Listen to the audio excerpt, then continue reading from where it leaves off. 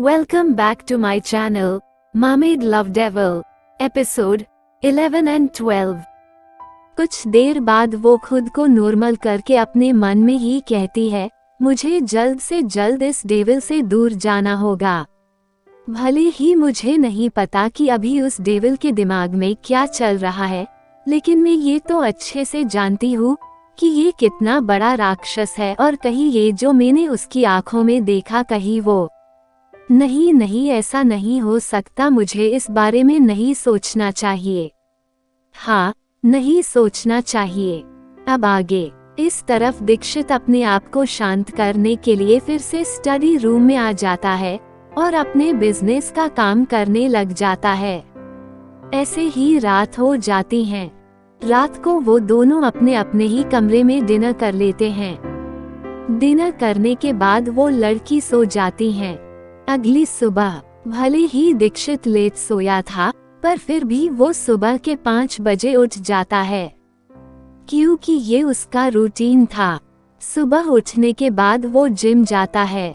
वह उसका बड़ा सा जिम रूम था। हर दिन एक्सरसाइज करने की वजह से ही तो वो इतना ज्यादा फिट रहता था। वो दिखने में जितना हैंडसम था, उतना ही फिट भी था, जिसकी वजह से उसकी हैंडसमनेस में 4 चांद लग जाते थे। एक्सरसाइज करने के बाद वो फ्रेश होकर नीचे लिविंग एरिया में आ जाता है। वह आकर देखता है कि वो लड़की अभी तक रूम से बाहर नहीं आई है, जिसे देखकर वो एक मेड को बोलकर उसे नीचे बुलाता है। थोड़ी देर के बाद वो लड़की फ्रेश होकर नीचे लिविंग एरिया आ जाती है तो देखती है कि वह दीक्षित सोफे पर बिजनेस सूट पहने बैठा था। ये देखकर उसकी कुछ पल के लिए तो उसकी निगाहें उस पर ही थम गई, क्योंकि वो उस सूट में बहुत ही ज्यादा हैंडसम लग रहा था। इस तरफ जब दीक्षित ने उस लड़की को आई हुआ देखा तो देखा कि उसकी नजर उसके ऊपर ही थमी हुई है। ये देखकर वो भी उसकी ब्लू आंखों में देखने से खुद को रोक नहीं पाया। दीक्षित जब भी उसकी वो ब्लू आंखों में देखता है तो हर बार उसकी आंखों में खो जाता था। उसकी वो आंखें धीरे धीरे दीक्षित के लिए नशे का काम करने लग गई थी।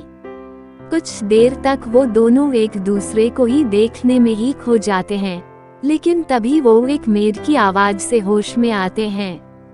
एक मेड जो दीक्षित के पास आकर कहती है, सर, ब्रेकफास्ट लग गया है। इस पर बस अपना सिर हिला देता है और उस लड़की को भी चलने को कहता है। इस तरफ वो लड़की अपने मन में ही कहती है, ये मुझे क्या हुआ था। नहीं, मैं ये नहीं भूल सकती कि उस डेविल में मेरे साथ कल रात क्या किया था। यही सोचते हुए वो डाइनिंग टेबल के पास आकर चेयर पर बैठ जाती है। ब्रेकफास्ट को देखकर वो उदास हो जाती है और अपने मन में ही कहती है, मुझे लगा कि उस आइलैंड से निकलकर मैं इस डेविल से भाग जाऊंगी और मैंने कोशिश भी की, लेकिन ये कहकर वो कल रात के बारे में सोचने लग गई। कल आधी रात होते ही वो लड़की बेड से उठकर दरवाजे के पास जाती है। वो पहले से बस आधी रात होने का वेट कर रही थी, जिसे वो यहाँ से भाग सके। दरवाजे के पास जाकर वो धीरे से दरवाजा खोलकर देखती है कि बाहर कोई है तो नहीं ना। जब वो अच्छे से देख लेती है कि बाहर कोई नहीं है तो वो कमरे से बाहर निकलकर विला के मैन दरवाजे की तरफ जाने लग जाती है। वहां पहुंचकर धीरे से दरवाजा खोलती है तो देखती है कि बाहर दरवाजे के पास में ही 2 गार्ड खड़े हैं। जैसे गार्ड दरवाजा खोलती हुई लड़की को देखते हैं तो उसमें से एक गार्ड कहता है, मैम, आप इस समय यहाँ क्या कर रही हो। ये सुनकर वो लड़की कुछ सोचकर तुरंत बहाना बनाकर कहती है, वो क्या है ना, मुझे नींद नहीं आ रही थी तो मैंने सोचा कि मैं बाहर चक्कर मार के आती हूँ। ये कहती हुई वो नकली स्माइल कर रही थी, जिसे देखकर और उसकी बात सुनकर वो दोनों गार्ड एक दूसरे को देखने लगे, जैसे दोनों एक दूसरे से कह रहे हो, क्या हम इस लड़की को पागल दिखते हैं। जो इसकी बातों पर विश्वास कर ले। और वैसे भी आधी रात को कौन इंसान नींद न आने पर चक्कर मारने बाहर निकलता है। अभी तो सिर्फ चुड़ैल और भूत ही निकलते हैं। कुछ पल बाद एक गार्ड उस लड़की को देखकर कहता है, मैम, आप बॉस की परमिशन के बिना इस विला से बाहर नहीं जा सकती। ये सुनकर वो लड़की चीड़ जाती है और कहती है, तुम्हारे मतलब क्या है कि मैं अपनी मर्जी से बाहर भी नहीं जा सकती? मुझे बाहर जाने के लिए भी तुम्हारे सो कॉल्ड बॉस की परमिशन लेनी पड़ेगी। ऐसे ही आगे वो इरिटेट होती हुई कहती है, तुम्हारे डेविल बॉस को क्या लगता है कि मैं उसकी गुलाम हूँ जो वो मुझे कैद कर सकता है? एक तो वो मुझे जानता नहीं, फिर भी यहाँ अपने विला में रख के बैठा है। हाँ, मानती हूँ कि उसने मेरी मदद की, लेकिन इसका ये मतलब तो नहीं है न कि उसके एहसान के बदले वो मुझे अपनी गुलाम बना कर रखे। ये तो मैं बिल्कुल भी नहीं होने दूंगी। वो ये सब बोल ही रही थी कि पीछे से कोल्ड आवाज आती है, अच्छा मैं तुम्हें डेविल लगता हूँ और मैंने तुम्हें गुलाम भी बना कर रखा है।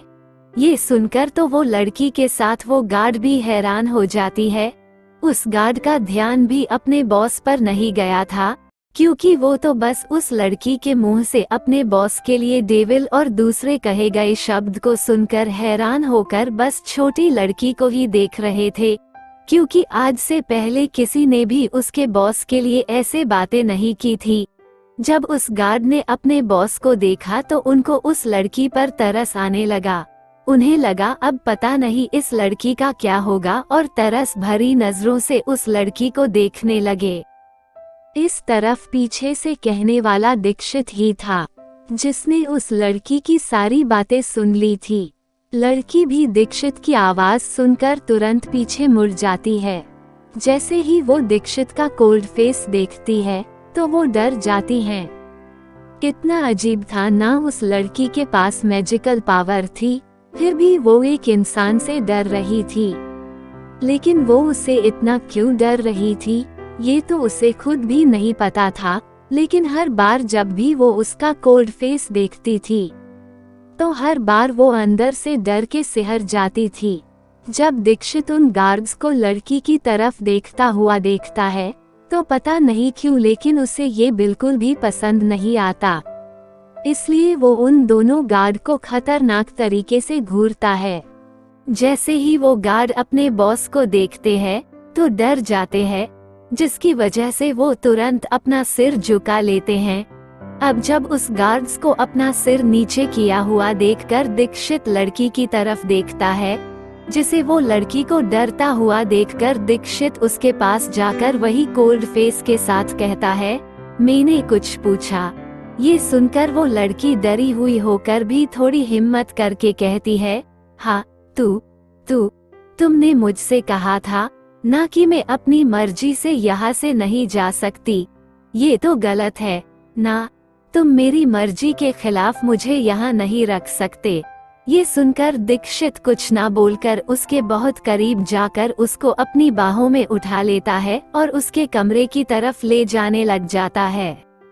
जैसे ही लड़की देखती है कि दीक्षित ने उसे अपनी बाहों में उठा लिया तो वो चिल्लाकर कहती हैं, ये तुम क्या कर रहे हो और मुझे कहाँ लेकर जा रहे हो?